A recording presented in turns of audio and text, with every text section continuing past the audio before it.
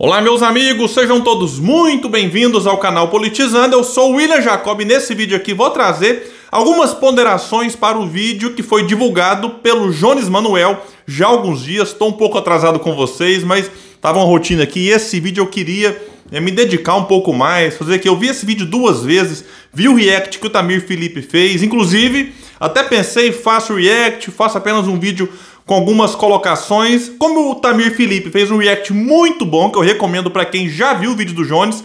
Para quem não viu, vale a pena assistir o react, já vê os dois, já vê o vídeo inicial do Jones e o Tamir reagindo ali, comentando vários pontos, ficou realmente muito bom. Então, decidi fazer um vídeo aqui pontuando algumas questões que eu acho importantes. Claro que o vídeo que o Jones fez dá para salvar muita coisa, né? Eu respeito o Jones, é alguém que colabora com o debate que tem que ser feito, não concordo com tudo, ele é comunista, eu não sou, então por conta disso que eu digo ele é comunista, não é, né, rebaixando ele de forma alguma, é apenas só mostrar, olha, temos visões diferentes sobre vários aspectos, mas daí a dizer que o vídeo dele sobre Ciro Gomes foi impecável, como tem até alguns apoiadores de Ciro Gomes dizendo nas redes sociais, francamente, também não acho que é pra tanto. Então vamos tratar aqui de alguns pontos, mas antes eu quero pedir a ajuda de quem chegou no canal, não está inscrito ainda, se puder se inscreva, ative aí o sininho para que você seja informado sempre que um vídeo novo for publicado aqui. Se assistir esse e gostar, pega o dedinho, vai lá no like, se não gostar, vai no dislike, não tem problema.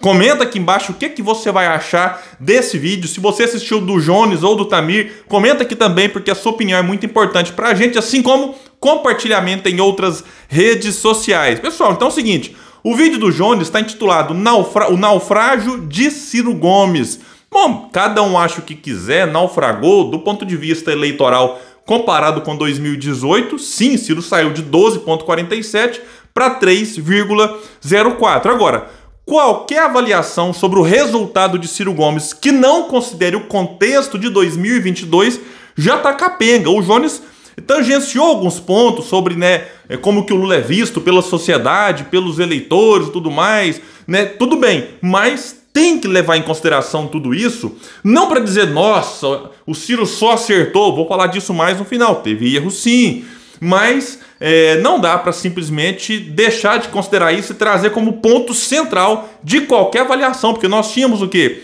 Um presidente sentado na cadeira da presidência, com a máquina na mão, fazendo aí mil coisas para tentar conter a queda de popularidade e até a melhora da percepção da sociedade em relação ao seu governo, como foi o caso de Bolsonaro, realmente abrindo os cofres, fazendo muitas coisas já aí na véspera e também durante ali a campanha, um negócio, né, que nunca se viu antes na história desse país, até para pegar aqui uma frase que foi muito conhecida com Lula. E aí, então nós tínhamos Bolsonaro tentando a reeleição. E no Brasil, todo presidente eleito foi reeleito, né, desde que a reeleição foi colocada por Fernando Henrique Cardoso. Então você tinha essa figura. E do outro lado você tinha quem? Um ex-presidente. E aí, goste-se ou não, Lula é sim um dos presidentes mais populares que nós tivemos aí nas últimas décadas. E essa figura, né, que alimenta amores e ódios de um lado e de outro, ela tinha desde já uma força lá, quando ele retorna com seus direitos políticos, em torno de 30%, que é o eleitor muito fiel do PT. O Haddad teve 29 em 2018, muita gente nem conheceu o Haddad, votava porque era o candidato do PT, o candidato do Lula.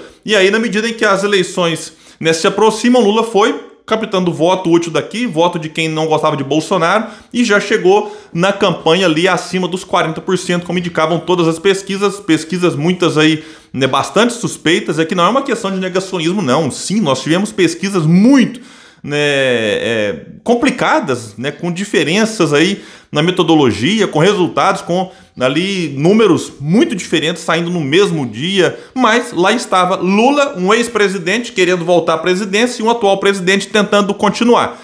Situação esta que já tornava difícil, quase impossível, qualquer candidato romper e quebrar essa polarização, mas Ciro Gomes conseguiu definir muito bem quando ele diz que era uma espécie de uma barragem, de fato, né, com várias rachaduras, porque todas as duas candidaturas, a de Lula e de Bolsonaro, tinham as suas fragilidades imensas, as rachaduras, e ele tinha muitos votos represados, com um porque não gosta do outro e com o outro porque não gosta do um, e caberia a alguém tentar acertar uma rachadura para romper essa barragem e esses votos desaguar para outros candidatos. Ciro Gomes estava lá em terceiro lugar, até que no fim a Simone Tebet acaba ultrapassando, e aí teve campanha de voto útil, uma campanha muito violenta até mesmo, vergonhosa, mas que acabou dando certo para o Lula e para o PT e dando muito errado para Ciro Gomes. Então, esse aqui é um pequeno contexto para a gente tentar entender que a tarefa de Ciro Gomes, como de qualquer outro candidato, não era fácil nessas eleições. E aí sim, você vai cometer muitos erros nesse caminho, falaremos disso mais para frente.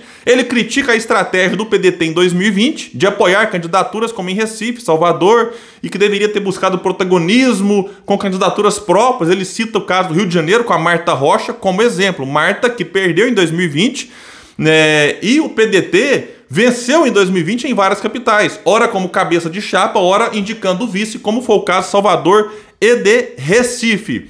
E no Rio de Janeiro, agora pegando aqui em 2022, mesmo tendo a Marta Rocha, né, no protagonismo, ela que foi reeleita deputada estadual, diga-se de passagem, faz um belíssimo trabalho na Assembleia do Rio, o Ciro lá não ficou tão diferente de outros estados no Sudeste. Então não é porque o Ciro lançou candidato, o PDT lançou candidato em 2020, que o resultado do Ciro lá foi muito melhor do que onde o Ciro apenas indicou o vice, lá o PDT indicou o vice. Então não concordo com a crítica que o Jones faz sobre a estratégia do PDT em 2020. Ali tentou-se uma aproximação com vários partidos, o PSB, né, que de fato, se não fosse a volta do Lula, talvez o PSB teria fechado com o Ciro Gomes. Mas quando o Lula volta, aí ele atraiu o PSB com mais facilidade para sua aliança. Tentou-se também PSD, Democratas, não deu certo, não deu. Mas foi uma tentativa do PDT em 2020 de costurar essas alianças visando 2022. Insisto, não deu certo, mas criticar 2020 achando que se tivesse lançado candidatura própria em todos os lugares, Ciro teria tido um melhor resultado agora, sinceramente não consigo enxergar, né, desta forma. Sobre Ciro ter entrado mais no debate moral que econômico para, nas palavras dele, desconstruir Lula. Eu diria que isso pode ter ficado mais forte ali na reta final, no primeiro turno, mas o Ciro nunca deixou de mostrar as graves contradições, os erros do PT, as incoerências na questão econômica. Então, como o Ciro ocupava muitos espaços, falava muito, todo dia 2, 3, 4 entrevistas aqui, ali, viajava podcast, a mídia acabava dando mais destaque para as questões morais que o Ciro falava do Lula e do PT. E cá entre nós, muitas dessas críticas, quase todas, né, com muita razão, mas sempre pontuando também a questão econômica. Então não é correto dizer que o Ciro, né, só falou na questão moral ou que deu mais intensidade na questão moral. A questão econômica esteve muito presente no discurso do Ciro.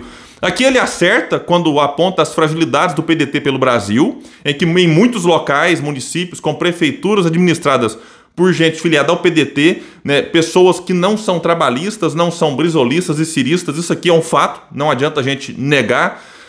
Concordo com o Jones quando diz que faltou retaguarda para o Ciro bater de frente com Lula, isso aqui de fato faltou mesmo, seja retaguarda política, em que muita gente, dentro do partido inclusive, fazia de conta que o Ciro nem existia, não saía em defesa de Ciro Gomes. Ele vai falar mais na frente, já vou antecipar isso aqui, que faltou ao Ciro, ao que eu também concordo, mas que não é tão fácil resolver, vamos dizer assim, uma blogosfera, né? Mídias, né, a favor dele, como o PT, por exemplo, tem DCM, Fórum 247 e outras mais. Não é tão simples porque sem dinheiro tudo fica mais difícil. E essas mídias, esses blogs, esses sites, canais, que hoje, né, sim, exercem uma influência muito forte, favorável ao PT, receberam recursos públicos quando o PT esteve no poder. E aqui só dá um Google, quando o Michel Temer assume, ele corta essa verba milionária que ia para esses sites que eu citei e alguns outros. Então, sem dinheiro fica mais difícil. E aí agora, William, mas o PT não está no poder e esses sites, né, são uma máquina de divulgação e tal. Olha, mas eles cativaram uma audiência naquela época e depois, né, foi mais fácil para eles sobreviverem com a monetização de canal do YouTube, por exemplo. Meu canal é monetizado, já é uma ajuda importante, mas, né, é importante também, inclusive aqui aproveito para fazer essa propaganda, ter membros no canal é a partir de R$ 1,99, como é o caso aqui. Alguns sites conseguem patrocínios, aí você divulga na televisãozinha aqui uma marca de uma empresa que vai lá, né, e paga para esses canais divulgarem. Então, eles tiveram uma audiência interessante lá atrás. Quando perdem os recursos públicos, fica mais fácil ter clube de membros, ter monetização e se manter aí, né, podendo bater de frente com a mídia bolsonarista, vamos assim dizer. Mas faltou para o Ciro? Faltou, mas não dá para dizer, nossa, né, era fácil ter montado uma blogosfera cirista. Não é tão simples assim. Agora, uma crítica que é a Ciro Gomes, que não sei se é uma culpa dele, da assessoria ou de alguns caciques políticos, mas o Ciro poderia, por exemplo, ter ocupado mais os espaços que já existiam e que lutavam para crescer, inclusive aqui no YouTube, né, do Ciro tem uma presença aí nos canais que, de certa forma, fizeram, né, um trabalho que o Ciro poderia ter, né, ocupado esse espaço para que esse trabalho dos canais tivesse uma repercussão maior, chegassem mais pessoas. Poderia, mas eu também não sei se é uma questão do Ciro, da assessoria ou alguma questão política por trás disso tudo. Discordo do Jones de que o Ciro ter ido no protesto pelo Fora Bolsonaro com o MBL tenha queimado o Ciro, assim pode ter queimado junto a uma bolha petista, uma bolha que não votaria no Ciro de forma alguma. Agora, talvez a gente volte na questão da retaguarda. Talvez tenha faltado retaguarda, né, para o Ciro diante da ofensiva canalha do lulopetismo sobre a presença do Ciro nesse evento do MBL pelo Fora Bolsonaro, porque o Ciro foi no evento que o MBL convocou, como foi no evento que centrais sindicais e partidos de esquerda convocaram. Então, para o Ciro, não tinha problema quem estava convocando. Se era pelo Fora Bolsonaro, lá estava Ciro Gomes. Aí, né, o Jones vai falar que o Ciro tentou aliança com Mandetta, com Alckmin, com Márcio França, que o Ciro então não teria moral para criticar Lula com Alckmin. Agora, tinha sim, Jones, porque é diferente. O Ciro sempre tentou uma aliança com esses e outros mais, com o seu projeto na mesa. Falaremos isso daqui a pouco. Diferente do Lula e PT, que é o poder pelo poder. Então tem sim uma diferença e o Ciro Gomes, né, quando tenta dialogar com essas figuras que o próprio Ciro criticava, era com o projeto na mesa. Inclusive, esse é um dos motivos dele não ter conseguido o apoio de vários partidos. Até então, entrando nesse ponto aqui, ele coloca na conta do Ciro não ter ido bem nas pesquisas e isso refletiu em ter ficado sozinho. A pergunta que eu faço é, Simone Tebet nunca esteve na frente de Ciro Gomes nas pesquisas. Por que ela conseguiu o apoio de PSDB, Cidadania e Podemos? Por conta de projeto. O projeto da Simone Tebet, né, agradava mais esses partidos. É claro que se o Ciro tivesse se mantido aí, ele chegou a aparecer nas pesquisas com 12, 13, 14%. Pesquisa, por exemplo, Futura Modal Mais, que muita gente, né, não acreditava, e ela foi uma das que mais acertou no primeiro turno. Também ficou bem próxima do resultado no segundo turno, ali errando na margem de erro. Então, se o Ciro tivesse, de fato, se consolidado ali no patamar próximo de 20%, ele teria atraído o apoio de mais partidos, mas não é apenas isso, né? Insisto, a Simone nunca esteve na frente do Ciro e conseguiu o apoio de 3 partidos. E então a divergência em torno de projeto, sim, ela acaba afetando. Ele diz que há um discurso em vários ciristas na internet que só enxerga erros nos outros, né? Aí depois ele volta, mas no fim insiste nesse ponto, dizendo que o cirista adota a mesma postura do petista, que nunca assume os próprios erros. Isso aqui lamento dizer, mas não é assim. E o bicho tá pegando na bolha cirista. A militância muitas vezes lava roupa suja na rede social, o que eu, por exemplo, evito fazer. Então sim, já falei em outros vídeos aqui, teve erros do João Santana, do PDT, do próprio Ciro. É óbvio que teve, né? Pouquíssimas pessoas negam isso dentro da militância, mas não dá para negar que se teve erros internos, teve muita coisa externa que afetou o resultado do desempenho de Ciro Gomes. Vamos pegar aqui a campanha do voto útil, insisto, uma coisa violenta, vergonhosa. Então não é você, quando você critica os erros externos, do sistemão, que o Jones fala com uma certa ironia, sistemão que sim, nunca quis Ciro Gomes. E o sistemão tem os seus tentáculos, tanto no mundo político quanto na grande mídia, né? Então, não dá para negar isso. E quando você acusa o sistemão, não quer dizer que você negue os erros internos. Dá para ter os dois. Eu, por exemplo, enxergo, né, problemas nos dois. Quando ele fala que o Ciro foi implodindo pontes no meio cultural e artístico, aí ele cita o caso de Tico e Caetano Veloso. Olha, o Ciro realmente ele fez uma crítica muito pontual ao comportamento dos dois, mas não brigou. O Caetano já disse depois que não tem nada demais e tal, continua gostando do Ciro. Agora, aquele vídeo do Caetano tira Gomes, que coisa ridícula. Olha, ali foi deprimente. O Ciro não merecia passar por aquilo, né? E será que precisava do Caetano fazer aquilo? O próprio Tico ter abandonado o Ciro Gomes na reta final, pra nada. E todo mundo falando, Tico, né, essa coisa de voto útil, vai ter segundo turno, que as pessoas colocavam Lula com 49%, tinha um erro na amostragem, Lula tinha menos do que aquilo. E as pesquisas que estavam acertando mais na amostragem, a esquerda não acreditava. Se apegou aqui, Datafolha, IPESP, Quest. E aí desconsiderou outras pesquisas muito criticadas e que acertaram mais, como Paraná Pesquisas, que sempre colocou Lula ali com 40%, 41%, Datafolha 49%, 50%, 51%. E aí o final do vídeo do Jones, com todo respeito aqui, mas me lembrou muito o Greg News sobre Ciro Gomes. É porque faz uma introdução, vai acertando aqui, errando ali, e no final vem o, entre aspas, golpe. Que o que ele vai falar faz sentido de acordo com a crença do Jones. Que eu discordo, mas respeito. Ele quer acreditar em revolução, ele quer acreditar no marxismo, ok.